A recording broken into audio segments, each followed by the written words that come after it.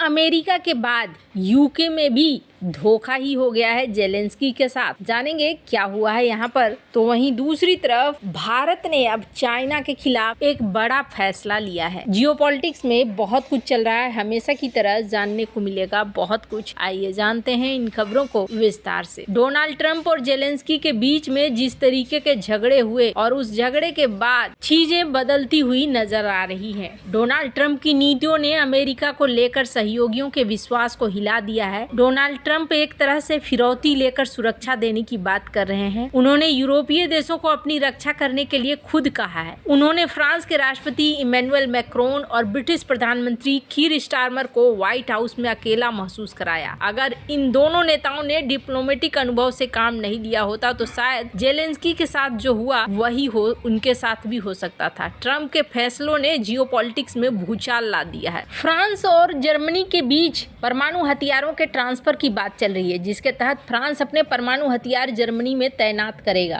फ्रांसीसी न्यूज़पेपर ले मोंडे से बात करते हुए इमैनुअल मैक्रोन ने कहा कि जर्मनी के होने वाले चांसलर फ्रेडरिक मर्ज के अनुरोध के बाद महाद्वीप के लिए परमाणु हथियारों के बारे में बातचीत के लिए तैयार है। माना जा रहा है कि फ्रेडरिक मर्ज जर्मनी के अगले चांसलर बन सकते हैं और वो जर्मनी में परमाणु हथियारों की तैनाती का पुरजोर समर्थन कर रहे हैं। शुक्रवार को फ्रांसीसी राष्ट्रपति की टिप्पणी इस सप्ताह के शुरुआत में आई उन रिपोर्टों के बाद आई है जिसमें कहा गया है कि फ्रांस यूरोप की सुरक्षा में मदद करने के लिए अपने परमाणु निरोध का उपयोग करने के लिए तैयार है। यूरोप को डर है कि यूक्रेन के बाद रूस का अगला निशाना वो हो सकते हैं। किंग्स कॉलेज लंदन के किंग्स बिजनेस स्कूल के माइकल वीट ने न्यूज वीक की एक रिपोर्ट में कहा कि फ्रांस का यूरोपीय देशों में परमाणु हथियारों की तैनाती की पेशकश का मतलब है कि यूरोप में असुरक्षा की भावना आ गई है। उसे आशंका है कि अमेरिका नाटो से बाहर निकल सकता है, जिसका मतलब है अब यूरोप अपनी सुरक्षा के लिए अमेरिका पर भरोसा नहीं कर सकते हैं। शुक्रवार को फ्रांसीसी राष्ट्रपति मैक्रोन ने पुर्तगाल टेलीविजन में बात करते हुए कहा कि अगर यूरोप रक्षा के मामलों में ज्यादा स्वायत्तता चाहता है तो उनके नेताओं को परमाणु निवारक के बारे में रणनीतिक और खुली चर्चा शुरू कर देनी चाहिए। अमेरिका के पास करीब 100 परमाणु मिसाइलों का भंडार है, जिनमें से कई जर्मनी में रामस्टीन अमेरिकी सैन्य अड्डे पर तैनात हैं। लेकिन डोनाल्ड ट्रंप की बयानबाजी से यूरोप के लिए ये सुरक्षा गारंटी खतरे में है। International relations expert professor Michael wheat ने कहा है कि फ्रांस द्वारा जर्मनी और यूरोप को अपना परमाणु छत्र प्रदान करने की पेशकश यूरोप की सुरक्षा समर्थन से अमेरिका के पीछे हटने के मुद्दे को हल कर सकती है, लेकिन जर्मनी को सामने आना चाहिए और इस कोशिश को फंड करना चाहिए। यूरोप में जहां एक तरफ इस तरीके का माहौल है तो वहीं देखने को मिला कि ट्रंप से लड़कर पहुंचे जेलेंस्की यूके, और यूके में स्वागत तो बहुत अच्छा हुआ। यूक्रेन के राष्ट्रपति वोलोदिमीर जेलेंस्की शुक्रवार को अमेरिकी प्रेसिडेंट डोनाल्ड ट्रंप से विवाद के बाद ब्रिटेन पहुंचे हैं। जेलेंस्की अपने प्रतिनिधि मंडल के साथ शनिवार को लंदन पहुंचे, जहां उनका ब्रिटेन के प्रधानमंत्री कीर स्टारमर ने जोरदार स्वागत किया। इस दौरान आम लोग भी जेलेंस्की के स्वागत में जुटे। ब्रिटेन की ओर से यूक्रेन को हर संभव मदद का भरोसा दिया गया। साथ ही ब्रिटेन ने यूक्रेन को भारी भरकम कर्ज का भी फैसला किया। शनिवार को दोनों देशों ने 2.26 अरब पाउंड के कर्ज समझौते पर हस्ताक्षर किया। व्हाइट हाउस में जेलेंस्की और ट्रंप के बीच तीखी बहस के एक दिन बाद यूक्रेन को मिला ये कर्ज G7 देशों के ERA क्रेडिट स्कीम का हिस्सा है। यूक्रेन के वित्त मंत्री ने कहा कि ये कर्ज यूक्रेन की रक्षा क्षमताओं को मजबूत करेगा। इस कर्ज से रक्षा उपकरण खरीदे जाएंगे, जिसके लिए वो ब्रिटेन का शुक्रिया अदा करते हैं। बीते साल अक्टूबर में G7 देशों ने यूक्रेन को $50 अरब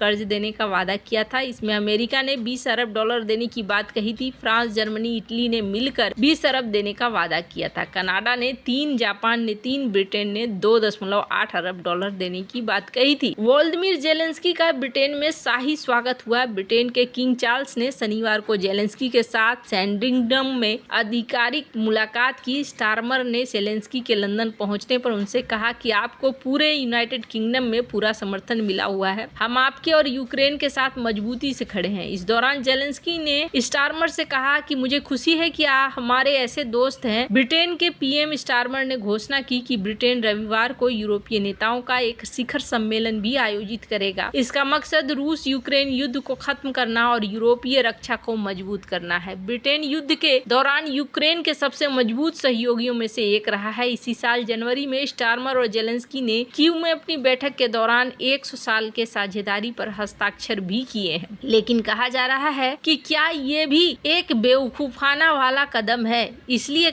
माना जा रहा है, क्योंकि यहाँ पर भी ये कर्ज है जिसको लौटाना है, ये कोई ग्रांट नहीं है कि जिसको नहीं लौटाना है, ये कर्ज है। और अगर कर्ज है तो फिर यहाँ इनके लिए बहुत बड़ी मुश्किल है। किस तरीके से ये कर्ज लौटाएंगे, जो जंग ये लड़ रहे हैं उस जंग को जीतने का कोई भी रास्ता दिखाई नहीं दे रहा है। खैर, एक चीज जरूर दिख रहा है कि अब यूरोप को एक नेता की जरूरत है और ये भारत के साथ भी डील करने के लिए तैयार हो चुके हैं। स्क्रीन पर आप आर्टिकल देख सकते हैं, फ्री ट्रेड एग्रीमेंट की बात हो रही है और ये फ्री ट्रेड एग्रीमेंट जो काफी लंबे से रुका हुआ था, लंबे समय से रुका हुआ था, उन चीजों को अब फाइनल करने की कोशिश हो रही है। फ्रांस भारत का दोस्त रहा है और ऐसे में ये चीजें ज्यादा बड़ी मदद कर सकती हैं। जब द्वितीय विश्व युद्ध हो रहा था ना, तब अमेरिका और ब्रिटेन के बीच लैंड लीज एक्ट हुआ था साइन। उस समय अमेरिका ने ब्रिटेन और अन्य मित्र देशों को हथियार और संसाधन उपलब्ध कराए जब वे नाजी जर्मनी के खिलाफ लड़ रहे थे, लेकिन ये सहायता मुफ्त नहीं थी। अमेरिका ने इसके बदले में आर्थिक और रणनीतिक, उस समय भी जो डील फाइनल हुई थी उसमें ब्रिटेन के प्रधानमंत्री विंस्टन चर्चिल और अमेरिकी राष्ट्रपति फ्रैंकलिन डी रूजवेल्ट ने ये सहायता स्वीकार की थी, लेकिन यह स्पष्ट था कि ये एक रणनीतिक दोस्ती था, कोई दोस्त रणनीतिक सौदा था, न कोई दोस्ती का प्रतीक नहीं था। इसी तरह से स्टार्मर की 2 बिलियन की पेशकश भी ट्रंप के सहायता के बदले लाभ वाली नीति से जोड़ा जा सकता है। ट्रंप ने पहले यूक्रेन से कीमती खनिज संसाधनों तक पहुँच मांगी और अब ब्रिटेन भी इस राशि के माध्यम से यूक्रेन के साथ अपने रणनीतिक संबंधों को मजबूत करना चाहता है। यह संभव है कि यूके यूक्रेन के पुनर्निर्माण या भविष्य के आर्थिक लाभों में हिस्सेदारी की उम्मीद कर रहा हो, जैसा कि ऐतिहासिक रूप से लैंड लीज के बाद हुआ था। तो यहाँ एक चीज देखने को साफ साफ मिलता है कि वैश्विक राजनीति में समर्थन अक्सर शुद्ध परोपकारी नहीं होता है। स्टार्मर का जेलेंस्की के प्रति गर्मजोशी भरा व्यवहार और ये ऋण पेशकश यूक्रेन के लिए एक राहत की तरह है, लेकिन इसमें यूके के अपने हित भी छिपे हुए हैं। ट्रंप के साथ तनाव के बाद जेलेंस्की को यूरोपीय देशों के समर्थन की खास जरूरत है और जेलेंस्की उसी तरफ में बढ़ भी रहे हैं। खैर, इसका फायदा भारत को होता हुआ दिख रहा है। अब यूरोपीय यूनियन के जो डिफेंस कमिश्नर हैं वो भी भारत के साथ दोस्ती बनाते हुए दिख रहे हैं। यूरोप को इस वक्त एक नए नेता की जरूरत है और इस वक्त फ्रांस को देखा जा रहा है कि यूरोप में एक नए नेता के तौर पर, तो वहीं दूसरी तरफ भारत को इस पूरी स्थिति का पूरा लाभ भी मिलता हुआ दिखाई दे रहा है। भारत यहाँ न सिर्फ डिफेंस के एग्रीमेंट बल्कि